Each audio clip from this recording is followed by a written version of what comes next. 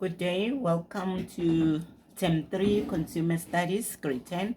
Term 3 Consumer Studies, Grade 10. And the topic that we are going to look at is fibers and fabrics. I know some of you, when it comes to consumer studies, they are more interested in fashion, and some of you, they are more interested in catering, and some they are interested in business, and some would be interested in housing and the stuff. So this is the a topic where we are going to focus on fibers and fabrics, and we're also gonna go to fashion and everything that is related to clothing. Okay, so welcome. It's gonna be an interesting term. We are going to start with chapter 9 on textiles. Chapter 9, textiles. Okay, so let's look at the broader view of chapter 9 on what are we going to cover.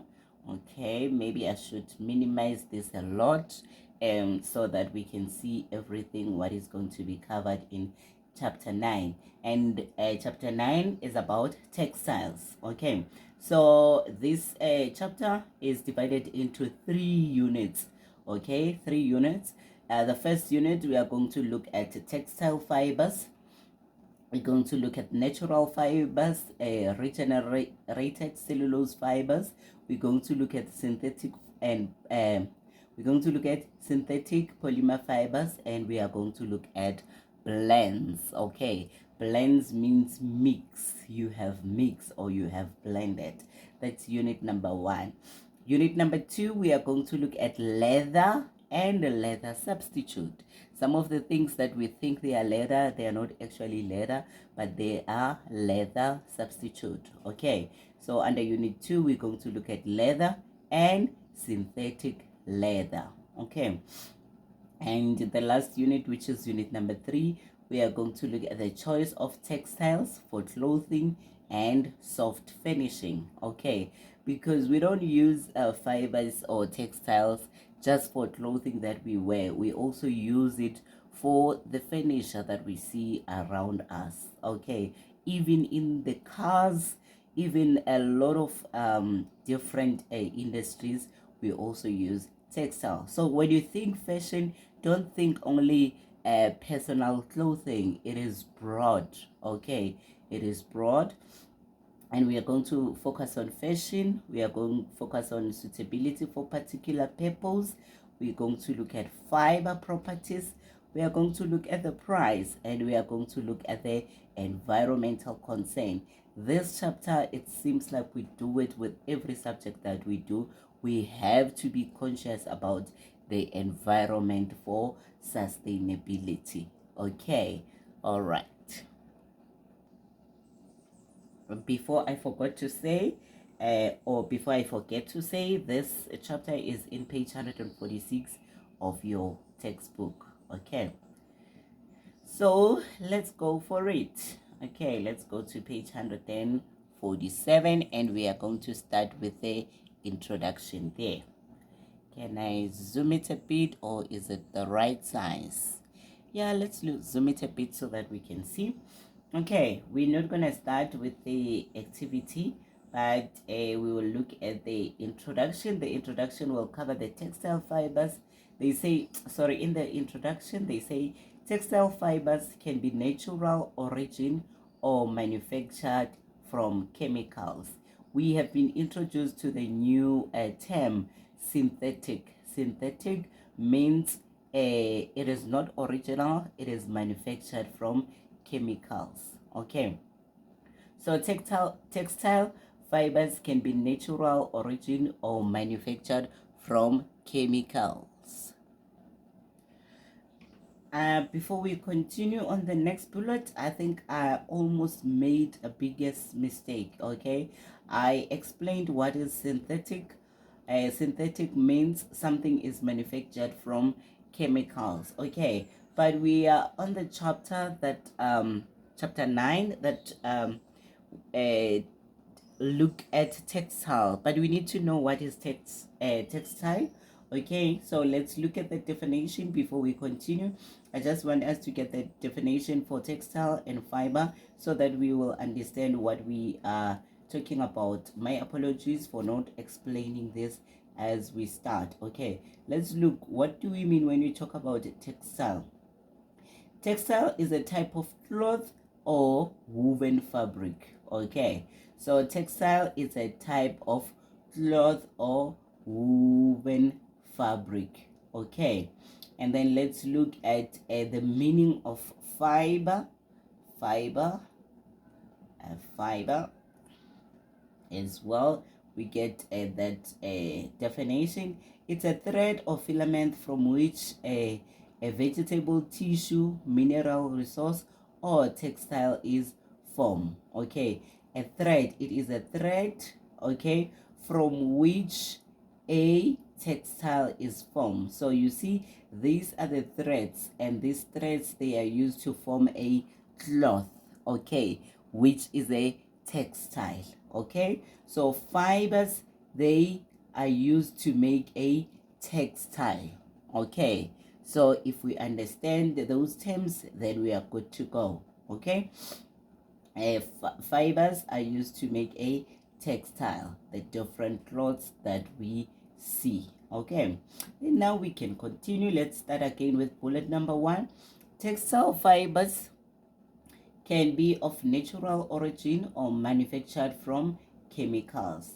Natural fibers can come from plants or animals. You saw in that description of a fiber, they say a thread from which a vegetable tissue, so they can come from plants or animals. That is why they say from vegetable tissue, mineral substance. You see, all right. So you just need to know that whatever you are wearing might come from a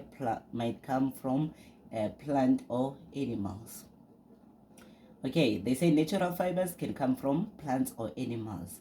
Fibers from plants such as cotton, bamboo, ramiflex are cellulosic fibers. Okay, so fibers from plants, we say they are cellulosic fibers. Cellulosic fibers. And the example of fibers from plants are cotton, bamboo, ramu, and flax. Okay, so let's see. I don't know if we'll be able to get different types of see that cotton fiber. Okay, you see this is a cotton. I wish we can see that. Yes, there you see cotton. Cotton is a plant. Can you see that? Cotton is a plant. You can plant it. Okay, and then let's see bamboo fiber. Okay, so you see these things you've seen before. Okay, bamboo, it's also a plant. You can find it as well. And what did they say in our textbook? Cotton, bamboo, rami, and flax. Okay, let's see if we can see rami. We can see all of them. Okay, so this is a rami, but I don't see it as a plant. I don't see it as a plant, but this is the rami fabric. Okay, this is the rami fabric, and let's go to the flax fabric. This is a flax fabric. Okay, a flax is almost similar to flax is similar to, what do you call it, to rami. Okay, let me try and say flax plant and see if I can. Yes, let's see that. There it is. This is a flax plant that makes the flax fabric. Okay, this is the flax plant, and let's go to the Rami plant, probably I want you to know all these things. Rami plant, this is the rami plant, you see. So all these things that you are wearing from different textiles, they are made from plants. Okay, so let's continue now. They say fibers from plants such as cotton, bamboo, rami, and flax are cellulosic fibers. Fibers from animals such as wool from sheep and silk from silkworms are protein fibers. Okay, so we have cellulosic fibers and protein fibers. Okay, I know wool, but I would like to see silkworms. Okay, let's see if we can get to see silkworms, because they are animals. I did not even know that silkworm, there's a, yes, so you see these are silkworms, silk making silkworms. I would like us to see how process is done. So let's see how the silkworms looks like and how silk is made. Okay, this might be a long video clip, but let's see, it's interesting. Okay, so let's go and see the video. I need to take it back a bit. I might cut it short. Okay, so let's go. I hope you can all see. Okay, I need to increase my volume, so my volume is full blast so you can hear. Let's see how silk is made. Silk fabric originated in China at least 5,000 years ago and became a coveted luxury. Silk thread is produced by silkworms when they make their cocoons. Sericulture, or commercially breeding silkworms for silk production, is practiced in several Asian countries. From home goods to accessories and clothing, there are few textiles as elegant and luxurious or as prized throughout the ages as silk. It's hard to believe this beautiful fabric comes from worms. The female silkworm lays up to 400 eggs in one shot, then promptly dies. Each egg, about 2 weeks later, hatches into a larva. The larva feeds on fresh mulberry leaves continuously, increasing its body weight 10,000-fold and growing to a length of about 3 inches. Then, as it enters the pupa phase of its life cycle, it excretes liquid raw silk from salivary glands in its mouth.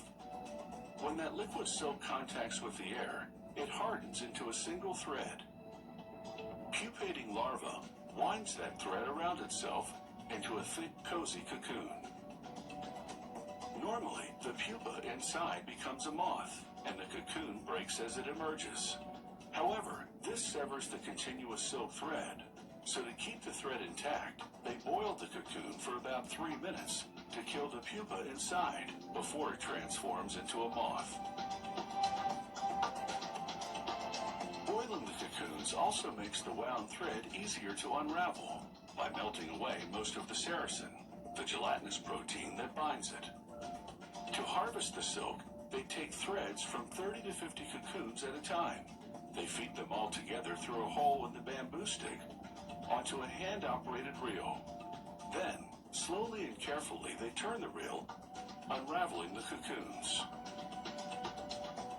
As the thread passes together through the stick, the remaining sericin glues them together, forming a single thicker thread.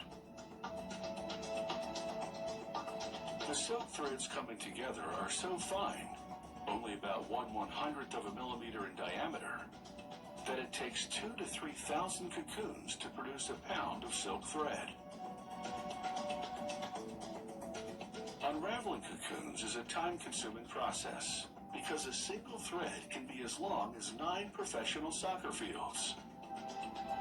To make this feather-like silk thread easier to handle, they weigh it down with sand before rolling it into a bundle.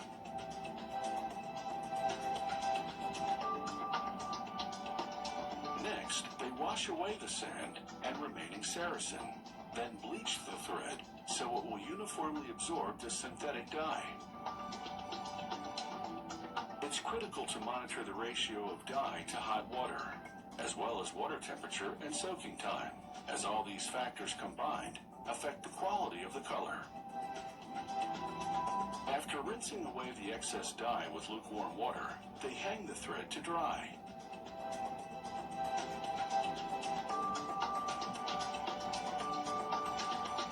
They mount the bundles of dry dyed silk thread on a big machine, which transfers them to... I think we can stop here.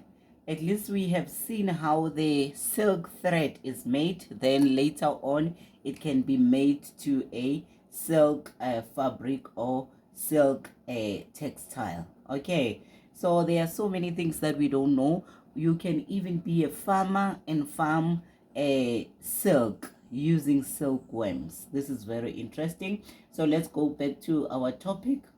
And we were here. Fibers from plants such as cotton, bamboo, rami, and flax are cellulosic fibers, and fibers from animals such as wool from sheep and silk from silkworms are protein fibers. Okay. Each type of fiber has unique properties. For example, cellulosic fibers, which are from plant, wrinkle a lot and bend very easily. Those are the properties of cellulosic fibers. Protein fibers do not wrinkle easily and will stop burning as soon as the flame is removed. Once you remove the flame, they will stop burning. But the cellulosic fibers, they burn very easily. Some manufactured fibers are remade from natural plant resources. Okay, so let me take this up a bit.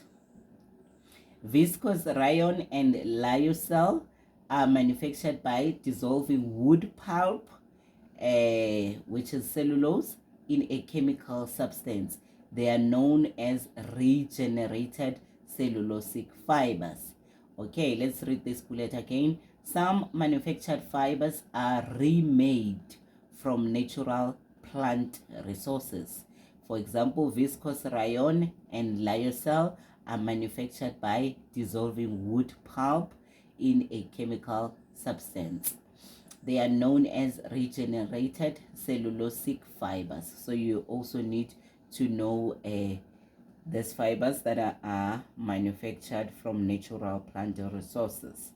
Synthetic polymer fibers such as nylon, polyester, acrylic, and polypropylene are manufactured from chemicals like petroleum. Okay, so we have synthetic polymer fibers that are manufactured from petroleum. Okay, and the examples are nylon, polyester, acrylic, and polypropylene. They are manufactured from petroleum. Most synthetic fibers are strong and wrinkle resistant, which means they don't wrinkle, but they do not absorb moisture easily and are warm to wear. Okay, so synthetic fibers, most of them are warm to wear. New and improved fibers and fabrics are developed all the time for specific needs and purposes. So fibers are made for different purposes and needs, such as breathable fabrics for comfortable sportswear. You see, we've got different vests that are wear for sportswear, and they make special fibers to make that material. Microfibers have revolutionized the textile industry. Microfibers. These fine fibers are produced by modifying fiber spinning techniques or by splitting a normal-sized filament into several finer filaments. Microfibers can be 100 times finer than a human hair. They are so fine. Ultrafine fibers, we have microfibers, you have to know that, and then we have ultrafine fibers. They say ultrafine fibers are so fine that they cannot be seen by human eye. Organic fibers, we also have organic fibers.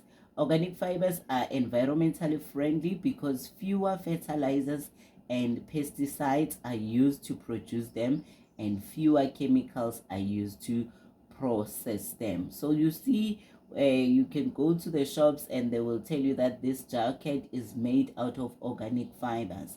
So you must know that those fibers are environmentally friendly because fewer fertilizers, pesticides are used to produce them, and they use fewer chemicals to process them, but they are still synthetic fibers. The variety of fibers and fabrics on the market has complicated consumers' choice of textile products. So now it's difficult for us to choose what materials we want because there is so many. Consumers need a sound knowledge of properties of fibers and fabrics to make sensible choices of textile products. And then in this figure 9.1, we saw that sportsmen. Let me see if I can take this down a bit. Here we see a sportsman. They say 9.1 advances in textile industry have led to the development of specialized fibers for specific purposes. We go to the next page, which is page 148, and we start with unit number 1. Okay, all right.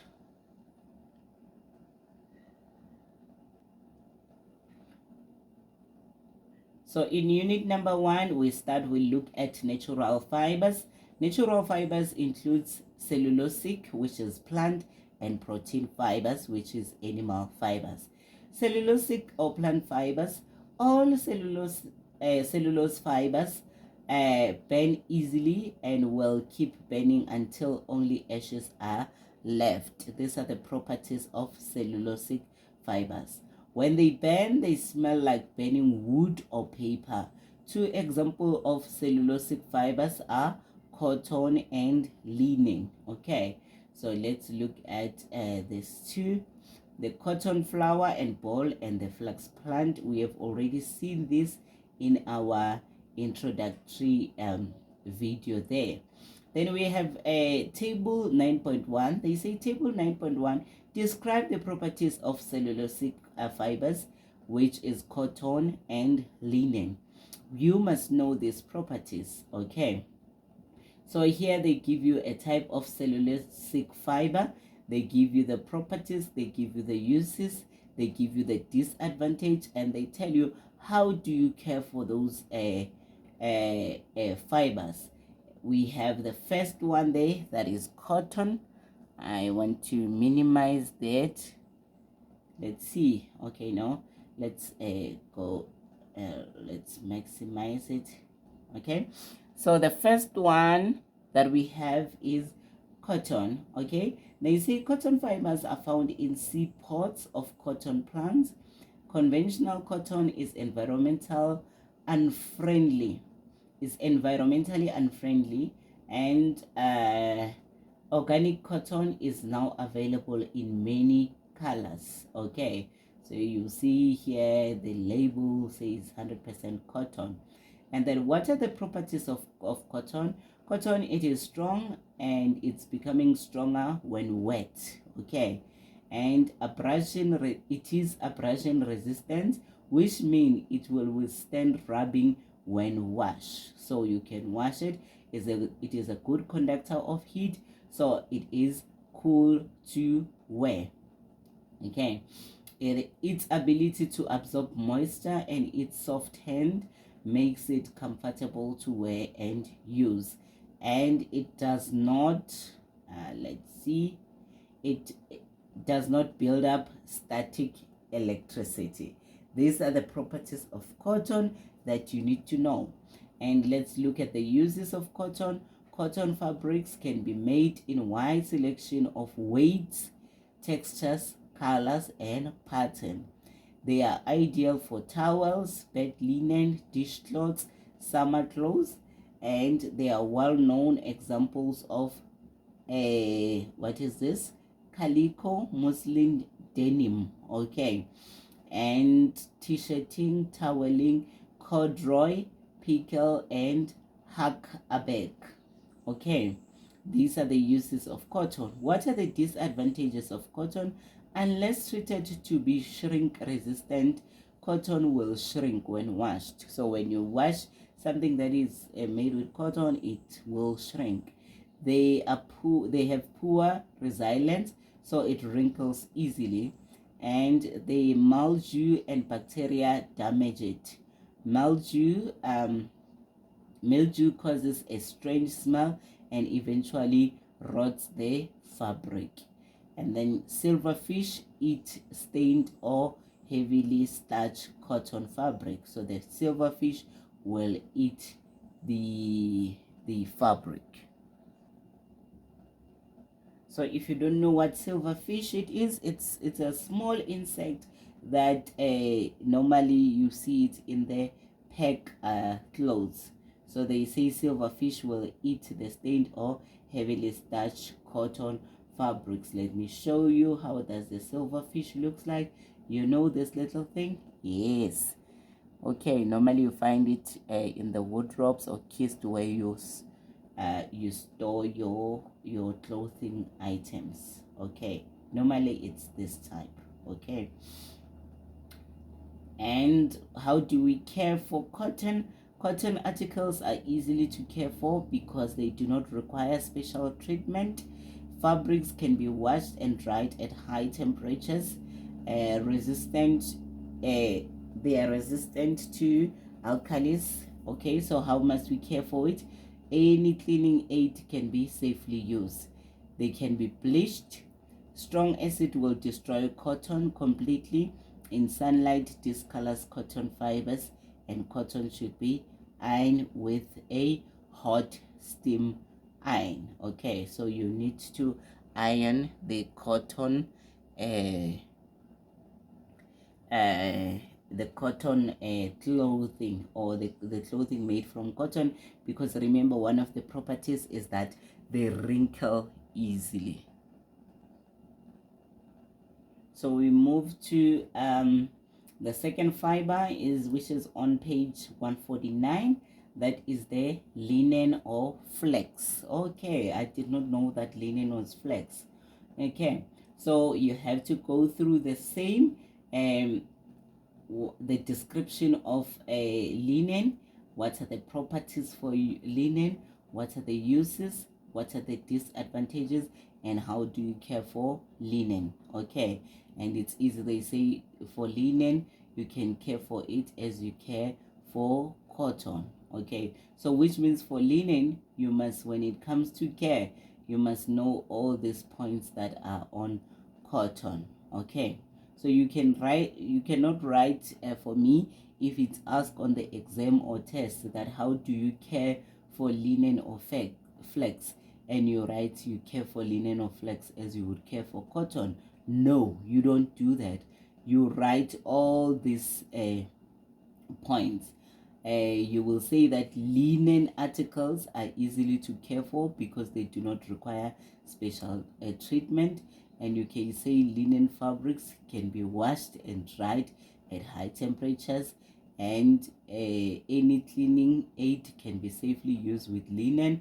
Linen can be bleached, and strong acid will destroy linen completely, and sunlight discolor linen fibers, and linen should be ironed with a hot steam iron. You see, that is how you have to answer if it is being asked how do you care for linen. Okay, please study this. Okay, and then we move to protein and animal fibers. Protein and animal fibers. Okay, they say that burning wool has a typical smell of burning hair. It leaves a brittle black bed that can be crushed between the fingers. Two examples of protein fibers are wool and silk. We have already seen how is it made, especially the silk, because this one is common. So this is the worm making the cocoon. You see that. Now, there are two terms that you need to know there: resilience and absorbency. Resilience means a fabric's ability to return to its original form after deformation. Resilience, a fabric's ability to return to its original form after deformation. And absorbency, it's a fiber's ability to take up water. Okay, so please know this two definition at the bottom of page 149. Now we look at wool. Wool, the description of wool, which is a wool is not a cellulosic fiber, it is a protein fiber. I don't know why are they writing this is incorrect. Please correct this. This is protein fiber and description, because remember we are on table 9.2. It describes the properties of two protein fibers, which is wool and silk. So here it's supposed to be protein fiber. Okay, so you check the description of wool, you check the properties of you study them, properties of wool, the uses of wool, the disadvantages of wool, and the care for wool. Similar with the silk, the description of silk, the properties of silk, the uses for silk, the disadvantages of silk, and how do you care for it. Okay, and that covers the cellulosic fibers and the protein fibers. Okay, so I need you to go and study all the four types of fibers. Okay, two types which are cellulosic and the two types which are proteins. I want you to learn and know the definitions. I want you to learn everything in this table, which means the description for each, the properties for each, the uses for each, the disadvantages, and the care for each. Okay, so that is your task at the end of this lesson. Please go and do that. Thank you.